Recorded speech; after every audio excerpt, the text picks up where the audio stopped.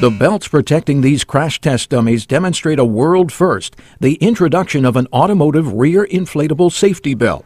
This technology is extremely important because we're combining two safety features that we know have a track record for saving lives. That's seat belts and airbags. And by having an inflatable seat belt in the rear seat, we'll add additional protection for the rear seat occupants. In the blink of an eye, vehicle sensors will determine the severity of a crash. If required, each belt's tubular airbag inflates with cold compressed gas that flows through a specially designed buckle.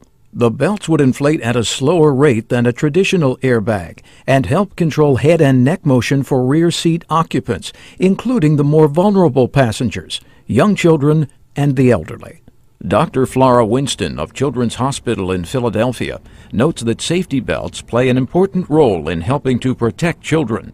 Child injury prevention is really complex. Children are growing and developing, the world around them is changing, and we need to have a broad perspective.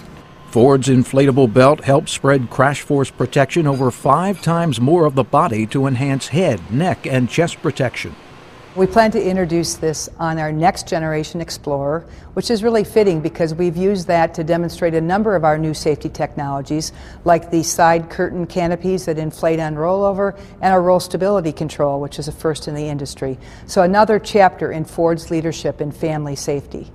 The inflatable belts could also help increase the relatively low rear belt usage rate, as Ford research participants say it is more comfortable than a traditional belt, with more padding and smoother edges.